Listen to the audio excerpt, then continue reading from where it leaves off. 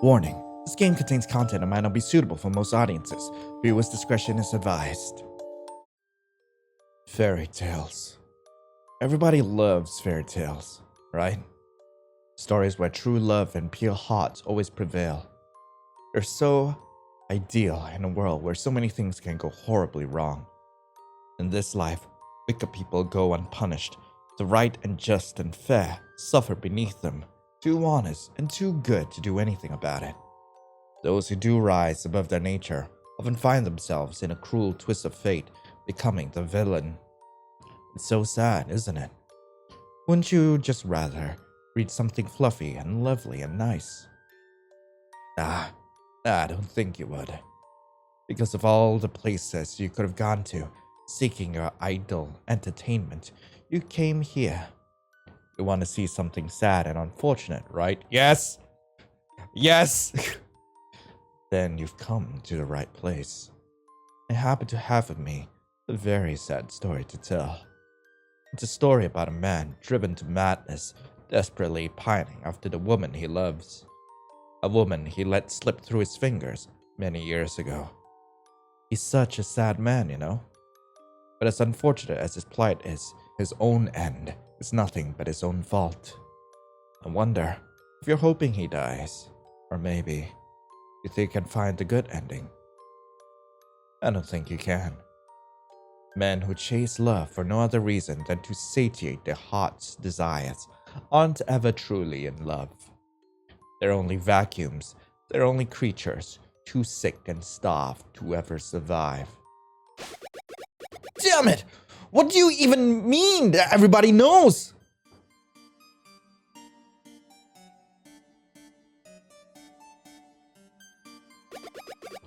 My apologies, Your Majesty.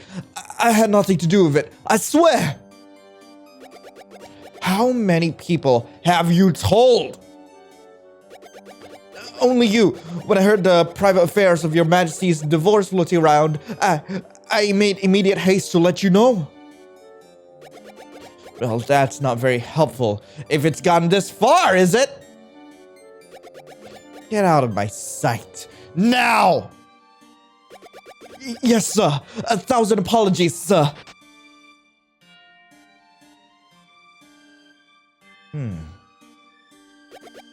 What a headache. If everybody knows about the divorce, I'm going to be the laughingstock of my peers for God knows how long.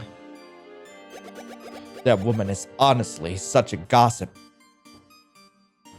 It's only been 1 month since Sylvia, my beloved wife, made her plans to leave me be known. Something about falling in love with another and needing to follow her own heart's desires. I was dreading something like this happening, and it wasn't often a king had his marriage so carelessly cast aside. I'm being left. I'm being divorced. My wife of 6 years is leaving me. For a commoner, no less. Damn it! Damn it! Damn it! Doesn't she know what I sacrificed for this marriage? It's not about love. It was never about love to begin with. It's a political marriage. It's not supposed to be fun. It's not like I loved her much anyway. I was the one who had to smooth over any of her social transgressions with the wives and daughters of other courts.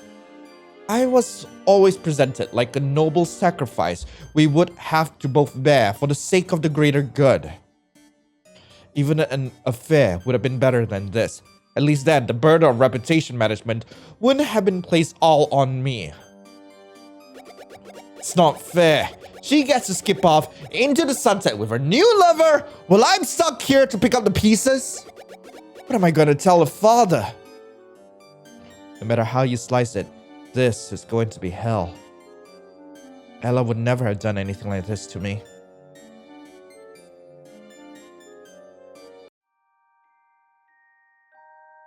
A long time ago, it was just me and her. While the rest of the castle was content to leave me be, she stood out among them all and offered her personal friendship to me. Ever since we were children, she was mine alone. You could say it was love. There was something special about how it bloomed between us. We'd started as children, so innocent in the world. We grew up alongside one another. Over time, it became deeper. There was nobody else in the world who made me feel the way she did. But then, I guess maybe my face is fitting. When my 21st birthday arrived, I was tasked with finding a suitable wife to govern the country with. My parents had their preferences, and I, the fool, just assumed Ella would always be there for me, even through my marriage. When we held the ball to determine who my bride would be, I hadn't planned on inviting her. She was only a servant.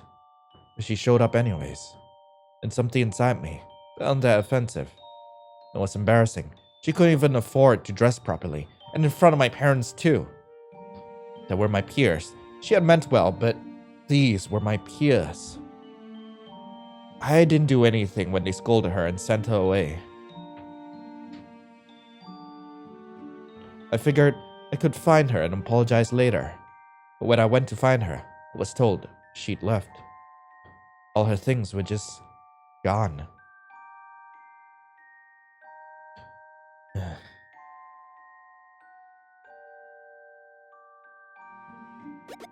Can anyone blame me though? You've gotta do what you've gotta do. Surely there was something else that we could have worked out. At least that's why I tell myself. This isn't the first time Ella has crossed my mind. Not by a long shot. Surely, Sylvia was beautiful and affluent. She was the cream of the crops, a bride to be envied by suitors far and wide. She had such an innocent glow and a spellbinding allure. I was able to recover from my loss temporarily. I poured my heart into Sylvia. Then we married, and I became king. I was no longer her fairy tale prince. I became an obstacle to be avoided, and yet a resource to be harvested. We'd begun to fast loathe one another quite easily. During the coldest moments of our marriage, my mind began to drift towards the warmth I'd felt with Ella. Some nights, it was all I had to fall asleep with. She would float in and out of my mind, like a ghost fermented in my misery. Oh, my darling Ella. If only you'd stuck around. I wonder if she misses me at all. Wonder if she ever moved on. Nah. She wouldn't have done something like that, would she? She'd never just move on. No way. How could I have been so stupid? How in all these years had I never considered that she could find anyone else? The thought is making my skin crawl. Maybe she'd understood the situation. Maybe she gets it. Maybe she's still my Ella. If not mine, who else's? Damn it.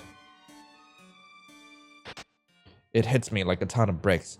I'm about to be alone for the first time since she's left. I don't even have my consolation prize to show for it. I'm the laughingstock of the kingdom. And for what now? Why does it boil my heart to think that maybe she's no longer mine? For so long, I just assumed she would remain the way I remember her. But it's not uncommon for women to find other men too, is it? In fact, for all I know, some other guy could have swooped in the second she left. How do I even know she didn't leave with another guy? My Ella wouldn't do something like that, would she? She would never leave me forever. I guess it shouldn't matter too much either way. It's just a fling. What she's doing right now shouldn't interest me. It's just a divorce in my head. It's making me irrational. Can't be so hung up over. I should go to bed. I can't let something like this eat at me so much.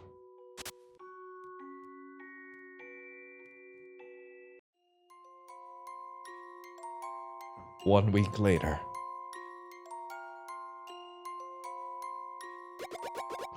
I've done it. I've finally done it. The paperwork is all finished. She wanted divorce, right? That's fine then. Once these are all processed, I'm free to go look for my Ella once and for all. All those gossiping noble dudes can rot for all I care. I gave up everything for this damn kingdom, working myself to death, only to have my wife ready to run off with a wandering tradesman. That's fine. I can't bring myself to care any longer. If that's how it is, so be it. It won't be much longer until I'm reunited with a love of my own. If Sylvia can just take whoever she pleases as a lover, so can I, right? This time, I'll choose my Ella. It'll make things the way they should have been, all along. I have to admit, holding these papers in my hands now feels so different than I thought it would be. At first, I thought it would mean the end for me. Who doesn't feel that way when they're getting divorced in front of their whole kingdom and country? But now, I feel like I'm on the cups of freedom. For so long, did I really put my own happiness aside? Did I really withstand lonely nights, sleeping in an empty bed? Did I accept being shunned and disrespected by these wild wretch? How could I do such a stupid thing? I don't want to live like this anymore, and I won't live like this for much longer. I know what happiness she brought me, and I want that happiness again. I need that happiness again. I just need to feel loved. And I know exactly who can help me find my Ella. I'm sure if I ask politely, he will tell me everything I need to know. Is the game over already? Well, I guess it is free. You get what you paid for. Hi! Are you the developer? How's it going? Hello. This is Hamartia. I'm really sorry this game isn't longer. If you could even call it a game, that is. It was only supposed to be a quick 12-hour jam for me. I thought I could get a lot more done, but I guess I spent too much time on sprites you didn't even get to see. That really sucks. I do hope you like what you saw so far. Got a lot more planned out, but for reasons, it might be difficult to do much more. This is a bit of an experimental art project for me, but I've been trying to study more about writing and programming. This was a good outlet, and I learned a lot. I've dabbled in horror before, but I'm actually sad a lot of the time. And I've always wanted more games that focus on simulating catharsis for players. Not to mention, I've always been a fan of older and darker fairy tale variations. I've studied mythology and the history of fiction in and out of academia. It's a favorite topic of mine. Of course, I should mention again, this kind of content isn't really suitable for kids. And please, do not use this to feed any sort of impulse to reenact these kinds of stories in real life. Same with horror. This kind of story exists to examine the psyche and human conditions. Imitating it or using it to support legitimate forms of harm is going directly against my own wishes. You're free to take what you will from this game, but it's a niche of a psych art piece in my eyes. Maybe you'll get to see why later. For now though, again, I hope you like this. I'm curious to see how this will play out. I've never made a game that was supposed to be sad before. Anyway, that was the end of Bat and Cinderella. I really hope you guys enjoyed it. If you guys want to play this game for yourself, link to the game will be in the description below. And I know that it's likely that the developer will come across this video. So I just want to let you know, hey, you did a great job here. I really did enjoy the story. Especially considering like it is a twisted take on like a classic fairy tale. These sort of stories are really fascinating. And the fact that we are actually taking things from Claude's point of view, the Yanderes point of view, is fascinating to me, and I'm really looking forward to seeing more of this. But no pressure. Take your time, all right? Do not rush things. But anyway, I hope you guys have a lovely rest of the day. And as always, I'll be seeing you in the next video. My voice cracked right there. This is Lion signing off. Ciao.